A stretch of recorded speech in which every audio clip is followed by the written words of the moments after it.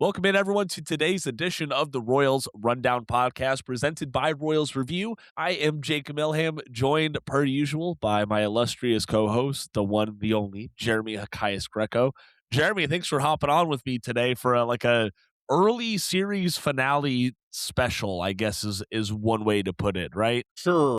Sure. Listen, we're about 30 minutes ahead of first pitch from from Kauffman Stadium, where the Royals are trying to lock up a series win against the Cleveland Guardians. We'll talk about the series so far later on in the episode. A big thing today is going to be the injuries and how the Royals respond. But before we get too deep into it, make sure you go check out Royals Review. Jeremy, I just saw a quick glance of it in the Slack. When is that mailbag prompt going out? When can folks start getting their questions in? The mailbag prompt is posted. So if you've got Okay. questions, you can go on over to royalsreview.com, put them in the comments there. I will be checking Blue Sky and X on the post that says this thing exists and see if we've got questions there. I'll try and check the show comments. I can't promise you, but I'll try and look out. But the guarantee, you show up on the Royals Review and you put a comment in, I will see your question, and more than likely I will answer it. Perfect. And once again, y'all, for just making us one of the most listened to Royals podcasts out there. Thank you so much for listening. Don't forget to hit subscribe. You can leave a 5-star rating and write a review. That really helps us grow. You can find us on Apple Podcasts, Spotify, Amazon Music, YouTube, and wherever you get your podcasts. All right, so we were talking about this before the show. I was like, wait, Jeremy, I have all these great ideas. I have this great train of thought. We should just hit record before I derail the podcast. So right now, forward looking for the Royals, a lot of pitching injuries right now. But I would say the two most impactful storylines right now, Cole Reagins and Noah Cameron. Now, the issue is who steps up for them. Noah Cameron, They already did a soft skip on his spot in the rotation. Cole Reagins, last I heard this morning from Andy Rogers, we're still awaiting the result of his testing, but that he feels good this morning, nothing out of the ordinary, according to Reagins himself. But we know sometimes a player can be their worst enemy when it comes to reporting injuries, So what do the Royals do? Because they just sent Kolek back down.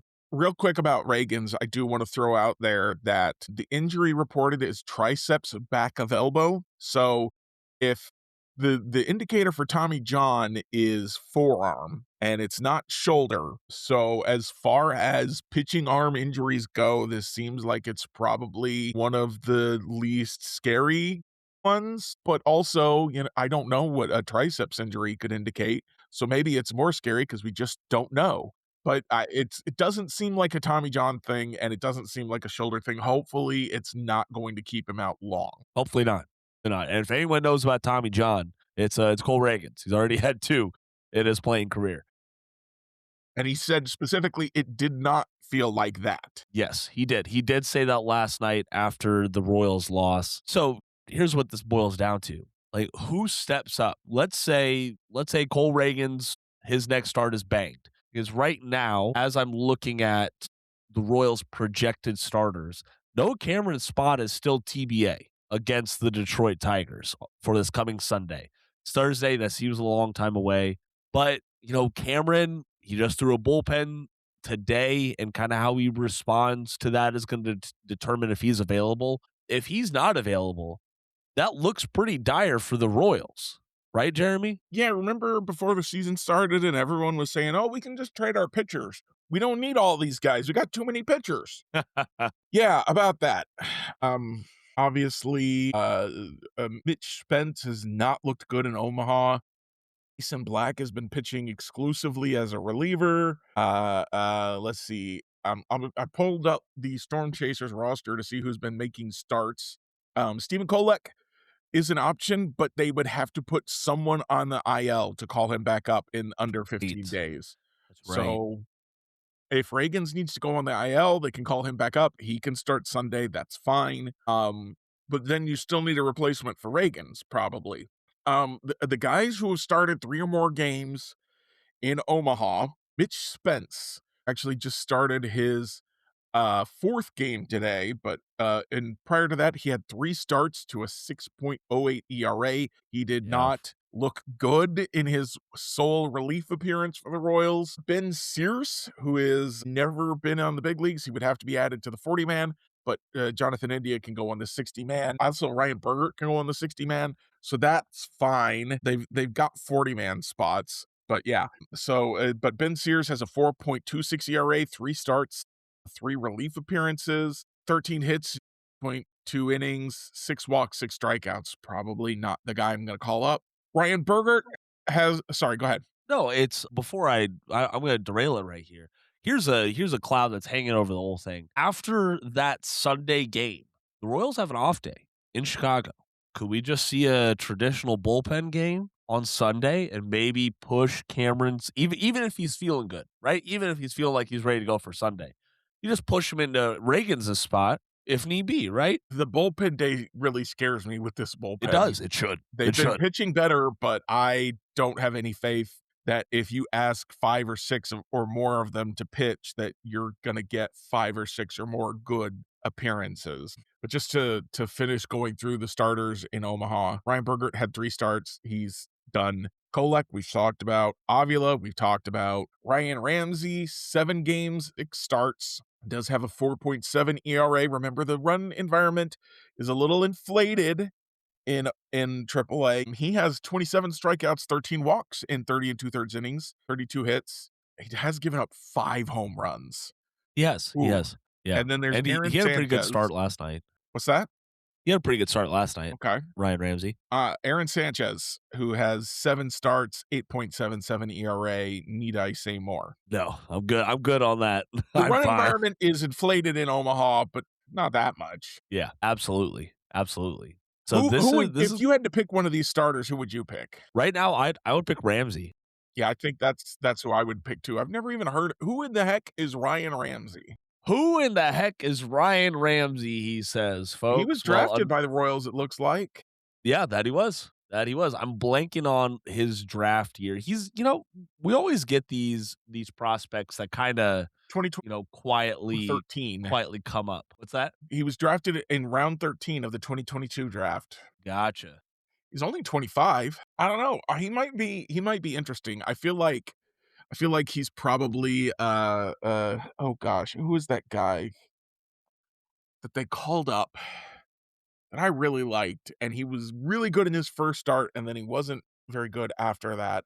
He was in like 2017. Let me see if I can find him. So Ramsey last year was tied for the most strikeouts from a Royals farmhand. Last year, he had 114 on the season, primarily pitching for Northwest Arkansas. 25 games, 18 starts, a 5.54 ERA in that span. But we look at strikes to walks, pretty decent ratio there. 9.2 strikes per 9 as compared to 4.2 walks per 9. It was less walks than that, but yeah. But he also true. He also had an issue with the long ball. He did. He gave up 11 in his 25 appearances.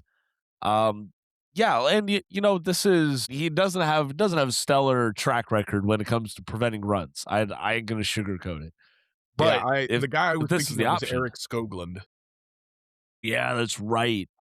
I forgot about him. I'm getting some kind of Skoglund vibes from Ramsey, just in like a guy that gives you a couple of reasons for hope, but better. Like if you don't think with your heart, if you think only with your brain, you go, man, that's probably not going to work. But if you think with your heart, then you go, could it work? And the answer is probably not, but it would be cool if it did. It would. And I definitely think this is a guy that if the Royals looked at their organizational depth, they might need Ramsey again at one point or another later on this year, because it's like you said, just a lot of the guys that they already had on the 40-man ready to go as depth in Omaha, they're on the shelf, either for the near future or for the rest of the season at the very least. Just in general, before I talk about Ramsey more, how concerned are you about that? Like we kind of saw this story last year unfold, and I'm a little worried. I'm not too worried yet. If one more pitcher goes down, they're in big trouble. Let's be clear about that. But they're looking at a situation right now where Noah Cameron shouldn't be out for very long. It's a back issue. You can manage that, I think. And he said he could have pitched, but they were playing it cautious. So, we kind of got to accept that right now and hope for the best. Cole Reagins, that one's weird to me because he didn't even show any signs of injury before he got Yeah. pulled. There Yeah. was just nothing to see there. So I don't know. Elbow injury is a little bit more concerning, but also they haven't immediately put him on the IL. They're doing tests. He says he's feeling fine today. Maybe it was a little bit of a cramp, or he did a little something wonky to it, slept on it weird. I don't know. They have one starting pitcher that they can call on in AAA in Stephen Kolek. And let's be clear, Stephen Kolek has pitched above his head, over his head since joining the Royals. Yes, when he pitched 2 days ago, he had 2 whiffs in the entire game, and those both ended up in strikeouts. That does not feel sustainable in the modern MLB, but as your 6th starter, you'll take it. He was, if I recall correctly, he was starting to build up some whiffs and get a lot of called strikes with his sweeper as he was appearing for the Royals, so maybe as he continues to build up, he'll get back to that. Also, it does feel like the Guardians don't swing and miss a lot. No. One thing that I find very interesting and gives me hope for today's game is that Michael Wacha and Stephen Kolek, not strikeout pitchers, were just throwing it in the strike zone and saying, "Go ahead and hit it." And the Guardians weren't hitting it. They were just kind of a lot of soft contact, a lot of outs. So Seth Lugo today hopefully can be something a little bit similar to that. And Reagins yesterday had a lot of foul balls, so you might be better off not pitching a strikeout pitcher against them. Yeah. But yeah, it's concerning for sure. If we still had Bergert, I wouldn't have much concern at all, but we don't. So Yeah, that's the reality of it. You know who Ryan Ramsey could be like? 2024 Jonathan Bolin. They brought him up for that one start. He only went like 2 2/3 against the Blue Jays, I think it was, of all yeah, people. And you just like go out there, get as many outs as you can, buddy. Good luck, and try and keep us in it. Because Ramsey doesn't have overpowering stuff, even on no, the no, he AAA does not. level. No, I pulled up his TJ stats page, and it's very blue. it is. It is very, very blue. I'm looking at his baseball savant page right now, and he doesn't get a lot of swing and miss. The fastball is not overpowering at all. He does Only like 89.3 miles per hour average velocity this year. yeah, which is wild to think about like that in 2026. I mean, he's peaked at 92.5 this year at AAA. Like that is his peak. Yeah. But he seems to locate it well enough, but it does get punished every now Kind and of then. surprised how many strikeouts he get with how many strikeouts he gets with how little chase and whiff he gets. Yeah, it is very surprising, and it's just like Kolek, right? Like if you would have shown me Kolek's advanced stats from yesterday's start, I would have been like, man, this is the guy that the Royals are trotting out there. This is not very, very good, but he got the job done from a run prevention standpoint. Of course, he leaned on fielding. That wasn't a game where you go and look at the FIP and say, yeah, this is a strong pitcher right there. But there are a lot of other guys out there on the field with you. There are 8 other guys out there who are meant to catch that ball that you throw as a pitcher. So I don't know. My gut leans towards Ramsey, especially if we make the 60-day moves, clear up those 40-man spots. I don't even remember how Yeah, my old gut Ramsey after is. looking at Ramsey is bullpen game and Yeah, try and find a trade partner. man, that's not a good spot to be in, Don't know man. what you're trading and what quality of starter you're getting because no one wants to give up starting pitching. Maybe Bailey Falter is what's an injury update on Bailey? So here's the latest on Bailey Falters. He made his 7th rehab appearance with Omaha on May 6th, and it was a single inning. Okay, 2 strikeouts, walk, 26 pitches thrown. There in Omaha, they are deploying him as a reliever. Mhm. And maybe we're looking at, okay, well, we option multiple guys down to Omaha and we bring up a few guys back from the IL. Like there's no silver bullet here, folks. Like that's the perfect scenario. Like if we had Noah Cameron waiting in Omaha, healthy, ready to go, like that would be great. But of course, last year I didn't have high expectations for Noah Cameron. He didn't have overpowering stuff. Yeah. maybe someone takes this Better stuff opportunity and than runs with it. better stuff That than Ramsey, Ramsey, though. yeah, yeah, that's a pretty low bar. It's a pretty low bar to Honestly, clear. looking at Falter, his stuff looks pretty good. I think if he's ready to go, maybe the move is recall him and you put Reagins on the if you need a second starter, remember, or maybe if it's just for Sunday a bullpen game because Noah Cameron's not quite ready, but Reagins is going to be okay. You could call him up and do a bullpen game, and if you need to, you can start stretching him back out, and you have him kind of lead the bullpen game or bulk the bullpen game with 2 or 3 innings. Yeah, yeah, I I think know no one think wants that's to see fair. Bailey falter, but at this point, he's one of their best options. That's not gonna be the path that many will want to see, but that is it's okay. It's not what they're supposed to do, I guess. This is how baseball goes, and it's one of the reasons I was saying, sure, the Royals have pitching. I swear I wrote this article. I can't find it right now, but I wrote this article that was the Royals have the appropriate amount of pitching depth, not an excess of pitching depth. You can't trade just to trade. Yeah, And I know Seren Petro, one of his things was, well, you couldn't trade Chris Bubich for Jaron Duran because they wouldn't do that move. But I would like to see the Royals be in a position where they could trade Chris Bubich for prospects. It's like, sure, but then they still wouldn't have had sufficient pitching depth. Where would the Royals be without Chris Bubich right now in their rotation? not in a good spot. I'll tell you that much. All right. Well, hey, speaking of, I I know that this is a pitching heavy episode, folks. Like that's because honestly, that's been one of the more consistent parts of the Royals winning has been pitching, and when it takes a possible hit like this, it's impossible to ignore. I do want to talk about a guy who had a setback there in Omaha that is fairly concerning. Carlos Estevez. After that Omaha game was banged on Tuesday, they had a doubleheader on Wednesday. Estevez pitched in that second game, but unfortunately, he was not long in the tooth there. He left his rehab assignment due to shoulder discomfort now, and according to Annie Rogers, he was getting testing done Thursday morning in Kansas City. No update there. What do you think, Jeremy? His velocity was back under 90 also. It had supposedly been around 93 in his bullpen sessions. So they were looking for him to get his command and his velocity back, and he walked a batter in his 2/3 of an inning. The command wasn't there. He's hurting. The velocity wasn't there. I'm beginning to wonder if we ever see Carlos Estevez again. I don't know, man, because yeah, there's not a lot of optimal things right now. Like you can get down to the granular level. Like he's not spinning the ball well at the like even at the levels that he previously has. Like there's just a lot. There's something going on. Much more serious. And I would lean towards what you're saying, Jeremy. I don't know if we see him again. As much less at all being back in the ninth inning for the Royals. Thankfully, Lucas Erceg is looking more like his 2024 version right now. And, you got guys like Nick Mears and even Alex Lang out there doing their thing for the bullpen.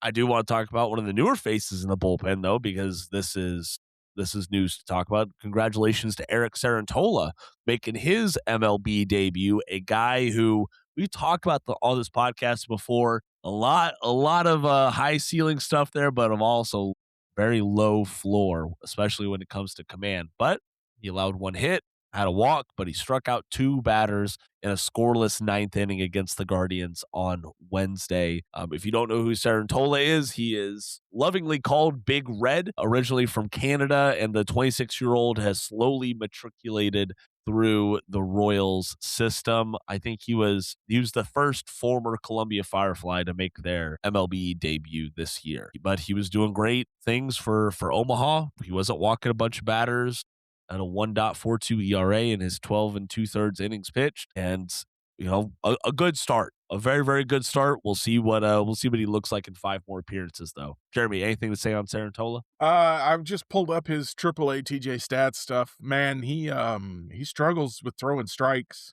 He And does. his fast or his slider is the only pitch that seems to be particularly effective. So he's gonna have his work cut out for him if he wants to be a big league reliever.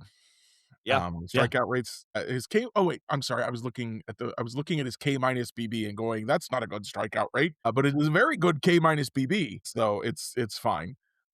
He's striking guys out somehow. He gets the fastball or the slider gets so much whiff. They miss more than half the times they swung at it in Omaha this year. So, and he throws that pitch more than half the time. So that is how that works. What's interesting to me is I'm looking at the movement graph on here. He's very over the top. Slider has almost no horizontal break. And now I talked about with Lucas Erceg, one of the reasons it looked like it had almost no horizontal break was that he had two different sliders, actually. He had the normal slider and the goofy slider. For Cerantola, it looks like it just really does go straight down. Yeah, I think it's one of the quintessential gyro sliders, right? Like Okay. it's a gyro slider that he couples with that fastball, and he gets that whiff off the just a pure tunneling effect. That's my understanding of it, at least. That's interesting because I do see his extension is very different on all three of his pitches. Really? Yeah, his extension on the cutter is 6.5 feet, the four seam is 6.7, and the slider is 6.4. Maybe that's not very different, but I'm used to seeing guys all pretty much within a tenth of an inch on all of their pitches. So to Yeah. have 3/10 of an inch difference between two of his pitches does feel like a lot. I don't know. As it should. As it should. Definitely just something to look at as we're breaking down, is he changing things at the MLB level? How's Brian Sweeney and having those different voices in his ear changing things for him? His release points are very similar though, so he's just not as close to the plate, but releasing it at the same place. That's interesting. That is interesting. That is interesting. But overall, congratulations to Cerantola. Always awesome to see that debut come, no matter how it does, and it just makes it feel even better that he had good results in his time out there. All right, so we're gonna take our first break in the show. We'll see what we talk about after the break. Stay tuned. What would you do if your online store converted 36% more shoppers? You could take 36% more vacation. Another pina colada? Yes, please. Open a new retail location with 36% more square feet. Fantastic. Hire 36% more help. You're hired and you're hired. Shopify has the world's best converting checkout, up to 36% better than other e-commerce platforms. What you do with those extra sales is up to you. Switch to Shopify today at shopify.com/listen and get a $1 trial. Shopify.com/listen. Welcome back to the Royals Rundown podcast presented by Royals Review. Thank you all for sticking around with us. All right, Jeremy, so let's go ahead and talk about this Cleveland Guardians series. Unfortunately, Wednesday night did sap some of the good vibes, but so did Hawaiian Bros, I guess, and we're still here talking about Royals baseball. The Royals were held just to 4 hits in their loss as they fell 3-1 to the Guardians. That 5-game winning streak comes to an end. I mean, but that shouldn't sour fans on what the Royals did in the first 2 games. No, absolutely those were not. some quality wins, man.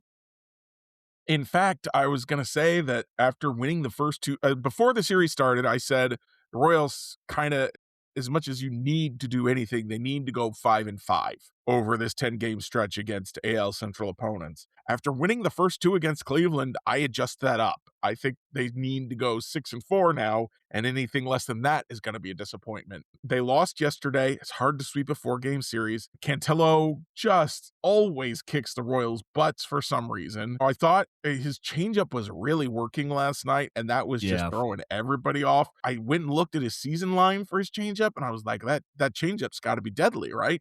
No, but it was last night. So I don't know what to tell you other than 0.9% chase rate on the changeup. Was not getting chase, didn't get any whiffs on any other pitches, but that changeup was doing work. And if the Royals can maybe adjust to that in the future, they'll be able to finally hit him. We'll see what happens. But yeah, so today we got a righty who is this his rookie season? I know he debuted last year, but I don't think he pitched enough to lose his rookie. I don't think this. We saw a bunch of Slade last year. I will say that. My bad. So a young guy, right-hander, he pitched very well against the Royals last year, but this is a different Royals team than we saw last year. They'll take their walks. They'll do their stuff. And I mentioned kind of earlier when we weren't even supposed to be talking about the Guardian series necessarily that I feel good about Lugo on the mound today because pitching to contact really worked for Kolek and Waka against this Guardians team. And so Lugo is not a strikeout pitcher necessarily, though he can get strikeouts sometimes. Same for Waka, really. So I think if he'll attack guys and force them to do damage, other than Chase DeLauder, you might just walk him and force Please. everyone else to do their job. Yeah, I feel good about that. If they win this series, the Tigers are in complete disarray. I don't remember if we'd had the news yet that Tarek No, Skubal was we had out for months with elbow surgery, and then Framber Valdez gave up a whole bunch of runs and hit a guy and then got ejected. So he may be suspended for this weekend. I don't know. And their second baseman, Gleyber Torres, is down with an injury for a period of time. yeah. The Tigers are just running out of players. They are. And you think our starting rotation stuff is bad? Like they're down Skubal, they're down Casey Mize, they're down Justin Verlander, Reese Olson is out for the season, Jackson Jobe just threw his first bullpen after Tommy John surgery.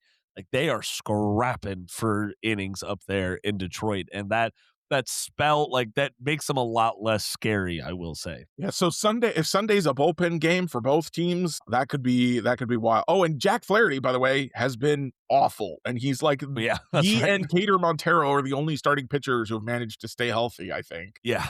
Yeah, I think that's And Cater Montero's not good, great. and we're gonna see him this weekend. I don't know what the rest of the weekend holds because Skubal and Valdez were both supposed to pitch, and Skubal's not going to be pitching, and I don't know if Valdez is going to be pitching. If he is, let's go ahead and steal those signs and let him get himself into trouble. Yep.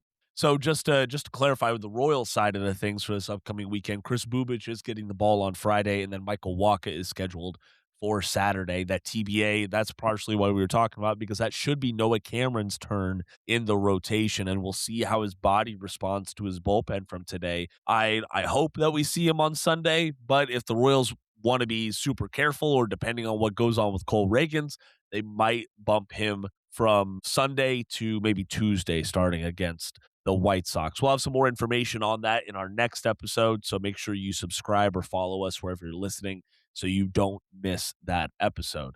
I want to talk about some more of the good things that the Royals have done because, it's still in the back of my head, man. Like that losing streak was just so bad to start off the season. 10-game losing streak, or excuse me, an 8-game losing streak. But the Royals have responded in kind. They're 10-4 in their 14 games since that losing streak, which is the 4th best record in MLB since April 21st. That will absolutely play. What has been one of the bigger things to change is that they're winning in the close games. Now they're 3-0 in one-run games, and they're 3-0 in extra inning games in that 14-game span when they were winless in that same situation to start off the season. And I think that should inspire more confidence, right, Jeremy? Like we were talking about that Angels win, that it felt like the team was fighting a lot more. And I think when you look at the results, that supports that, right? Even when the Royals were good last year, it kind of felt like if they were down late in the game, it was over. And we've seen them multiple times now since May started, especially get down late or even get tied late and still come back and win the game, to the point that yesterday I hung around long after I would have given up and gone to bed last year. So they have been, resilience is the word I want to focus on with this team. Just don't give up. They keep fighting back, and that is a key attribute of a playoff team. Now, you have to have other things to be a playoff team, but I think we're also starting to see some of the talent that they do have starting to shine through. Jack Caglione is really getting going. Carter Jensen's on a little bit of a skid right now, but he's still one of their better hitters. We've seen Salvi and Vinny have started to pick up the pace a little bit. I really do, and the starting pitching is good if they can stay healthy. So the bullpen's pitched a lot better. There's still a lot of concerns with the bullpen, but they've pitched a lot better. And the one thing that always seems to be available at the trade deadline is relief pitching. So yeah, no matter what. Yeah, everybody's always got one reliever that you're like, that guy could probably help us, even though he can't help you. We'll see what happens. Royals also probably want to look for a second baseman, but the outfield is looking really good. Isaac Collins finally broke his hitless streak on the road, and he's got an OPS up over 700 again. Kyle Isbell has still got his OPS up over 700. Lane Thomas has looked pretty good after a really rough start. We've already talked about Jax. Starling Marte has been weird because he's kind of sold out to become a singles hitter. Yeah. But it's working. As it should. That's fine. Keeps He's the line batting moving. over 300, so his OBP's up 350, 360, I think. For a guy that plays exclusively against lefties, that'll work. Yep. We need to see Michael and Bobby have been a little cold. We've seen some big hits from both of them, but we haven't seen them. We know that either of those guys can kind of carry the team when they get hot, and we haven't really seen them get hot. Yeah. Speaking of Bobby, Yeah. though, Jacob, I want to drop a bombshell on you. Ooh, let's hear it. We've complained that Bobby Witt Jr. has not ever been the cover athlete for MLB The Show 26. Yeah. Or for MLB The Show, period. He's doing a takeover. MLB The Show announced this morning that the Bobby Witt Jr. takeover of MLB The Show 26 with just all kinds of Bobby Witt Jr. stuff going on and a really good new card to play with. So I'm excited to jump in the Bobby Witt Jr. program, and it almost makes up for the fact that we didn't get a single Royal in the April Spotlight programs. Yeah. Lane Thomas wins a game in extra innings with a 3-run home run, and that's not a Spotlight or a Top Snow card, really? Nope. Not worth it in their mind. Hey, I do want to circle back to something you said about the bullpen, because I'm of the opposite mindset. I think this bullpen has finally turned that corner as an overall unit. You look at the last run of games, and Avila allowed 2 runs, which were like ultimately the game-winning runs last night against the Guardians, but those were the first runs scored against the Royals bullpen, period, since their Seattle series, a 14-inning scoreless streak, which is just super impressive. And, since April 24th, they've been leading the league in opponent average, and their 1.77 ERA, ranked second, only trailing like a Tampa Bay Rays group that is just doing amazing things. And Lucas Erceg is looking like the Lucas Erceg that this team traded for again in 2024. He's tied for the AL lead in saves, and he's only trailing Mason Miller, who has 11. Erceg has 10. So have you paid attention to what Mason Miller is doing in San Diego, Jacob? Yes, I have. He could be the first reliever to get a Cy Young award in a while, and he might actually deserve it. If we voted on the Cy Young at the end of April, yeah, he definitely would have gotten it. My goodness. He's doing amazing things, man. He really, really is. And I think it's very exciting to see just this really fun reliever. Like, right, he's not perfect, but his ERA is damn near perfect. I'll tell you that much. And if the Fangraphs has this neat tool where you can look at a pitcher's repertoire and you select one of his pitches as an anchor pitch, and then you can put it anywhere on a strike zone grid that you want. And then you could see where if a pitcher aimed, so say you take Mason Miller's fastball and you put it at the top of the zone on the arm side, and then you say that's the anchor pitch, you can see where the slider would be if he aimed it at the same spot. Really? And the slider ends up on the other side of the batter's box. So it's like you got to catch up to 103, but then the slider is all the way over there, and it's just, what are you supposed to do against that? I couldn't do it. That is crazy to think about, I would isn't be it? diving out of the box every time he went to throw. I'd be like, screw it, it's not worth it. What was that? I forget who the batter was, but just diving to the ground against Avila's sinker up high in the zone. Was it Hedges? It was Schneemann. Was it Schneemann? I think it was Schneemann. Yeah, he took a sinker up and in, and he dove, and then he just stayed on the ground for a couple minutes. I was like, dude, it didn't even hit you. Get up. No, I was a little confused, but I was like, did that hit him? And then, everything looks so much easier and farther away with slow motion. But like you watch back in slow motion like that, I wasn't particularly close, at least. Yeah. But I digress. If that was coming at my head, I'd probably dive out of the way too. For sure. Did you see Altuve's swing against the Shohei Ohtani slider? Yeah, that was silly. That was silly.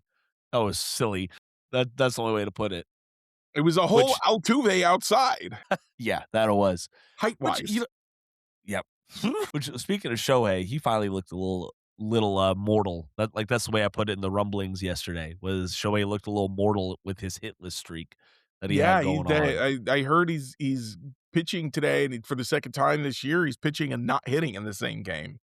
Yeah. which And is he's very just not been surprising. hitting. Also, I mean, that's to go ahead. I was just gonna expand a little bit on Shohei has been, a one of one, once in a lifetime experience watching that guy play baseball. And, it ends sooner than you think it will. Yeah, We've been does. trying to enjoy it, but and I'm not saying by any means that Shohei is done as a productive baseball player, but he's potentially becoming a guy that has flaws in his game now. Yeah. Whereas those didn't really exist before. No, they did not. What will be interesting to see is as he ages, will he shift to pitching more or hitting more, or will he drop one of them entirely? And which one will it be? Yeah, I think he would shift to hitting more personally. That would be my guess because, man, that bat, it just plays. It does. But he wants to win a Cy Young Award. And he's got to figure out something. So, one more thing before we get to reviews, I do just want to highlight David Shields down there on the farm for the Quad Cities River Bandits. He started Wednesday night, only allowed 1 run on 3 hits and 5 2/3 innings with 8 strikeouts. He's got 35 strikeouts in his first 6 starts, and that's the second most in the Midwest League, which is impressive. And his 1.05 WHIP ranks 6th in the Midwest League as well. So if we were expecting him to have this really steep learning curve once he got to high A, Shields has not shown that yet. And this is absolutely a guy looking like right now at the end of this month, if he continues this, we're going to be talking about deserving a promotion to Double-A Northwest Arkansas. We talked about Kendry Churio coming back to the mound the other night, right? We talked about he was off the mound for a minute. I don't remember I think we talked about it, but I don't remember what we said. So overall, I did, story from this came out for me on May 5th.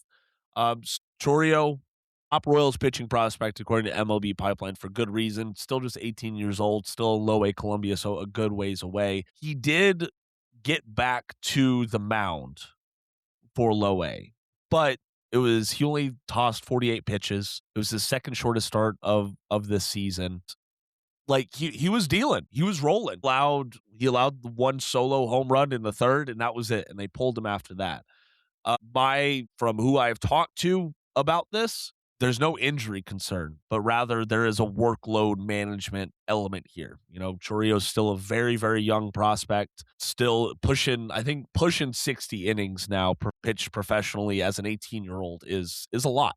So he's doing good things. Hopefully he's back into a normal rhythm. Let's go ahead and call him up. Let's see what he can do with the big league big league hitters. I mean, we gotta use the pitcher's only got so many bullets in his arm, right? So let's start using those bullets at the big leagues. Let's go. Come on. Yeah, absolutely. Could he really be worse than the guys we talked about? Believe it or not, yes. Yes, he could, Jeremy. I think he can.